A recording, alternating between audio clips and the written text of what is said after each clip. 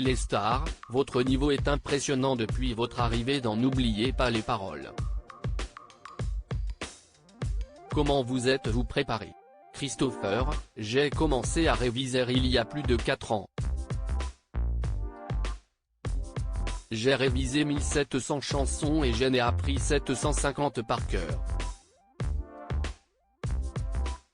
J'avais quelques connaissances de base car j'adore la musique française depuis que je suis tout petit.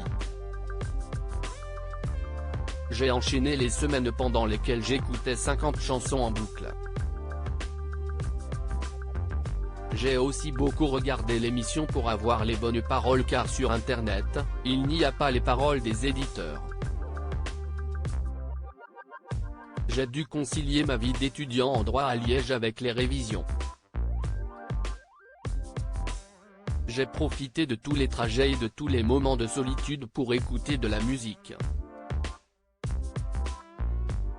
Quel était votre objectif en arrivant dans l'émission? Je n'avais pas vraiment d'objectif. Je voulais juste jouer. J'ai su que j'étais sélectionné en novembre 2019 mais avec le Covid, j'ai dû attendre très longtemps. Mon rêve était les masters, entrer dans le cercle des plus grands champions que j'adore et qui me fascinent.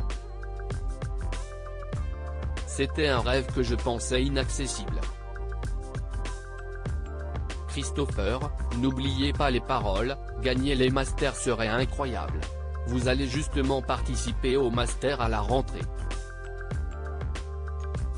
Dans quel état d'esprit êtes-vous? Déjà, je vais étudier 2 fois plus. Je vais tomber contre des gens qui étudient beaucoup aussi. Le niveau sera beaucoup plus élevé. Ils ont tous cette rage de gagner. J'aimerais seulement être à la hauteur. Je veux rester fidèle à moi-même. Mais si est-il vrai que gagner les masters serait incroyable? Qu'allez-vous faire de vos gains? J'aimerais bien acheter un appartement dans le centre de Bruxelles pour terminer mes études. Je vais aussi redécorer ma chambre et m'acheter un nouveau vélo.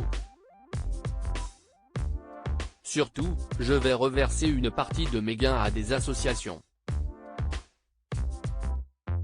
Il y a plusieurs causes qui me touchent, le droit des femmes, le droit des animaux, le droit des personnes homosexuelles, la lutte contre le racisme. Lisez-vous ce que disent les fans de l'émission sur vous sur les réseaux sociaux notamment? Je suis très actif sur les réseaux sociaux.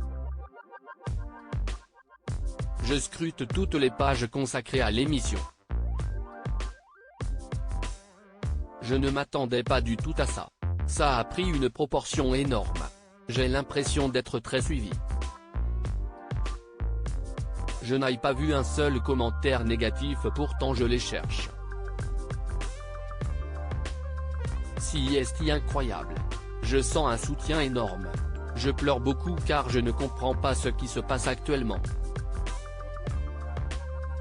Christopher, n'oubliez pas les paroles, Nagui m'a dit que comme nous étions vaccinés, nous pouvions redevenir tactiles. On vous voit très tactile et vous vous baladez sur le plateau.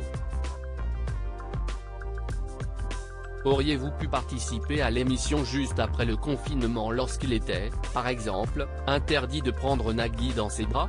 Quand j'ai vu que l'émission a repris après le confinement et qu'on ne pouvait plus prendre Nagui dans ses bras, j'étais triste. C'était mon rêve. Quand je suis arrivé sur le plateau, Nagui m'a dit que comme nous étions vaccinés, nous pouvions redevenir tactiles. Je ne me suis pas posé de questions et l'émotion était tellement forte que j'ai, tout de suite, été très tactile avec lui. Je lui en ai parlé avec lui, entre les émissions, et il m'a dit qu'il n'y avait aucun problème. D'où vous vient cette passion pour Nagui et sa femme, Mélanie Page?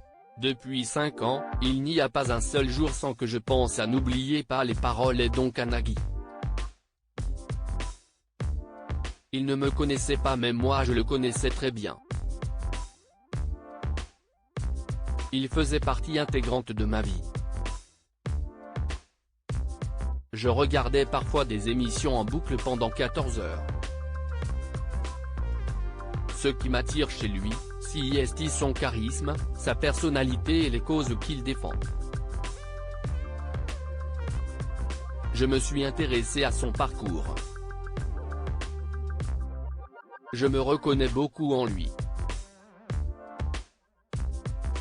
Quant à Mélanie Page, je l'ai rencontrée lors du tournage de Taratata.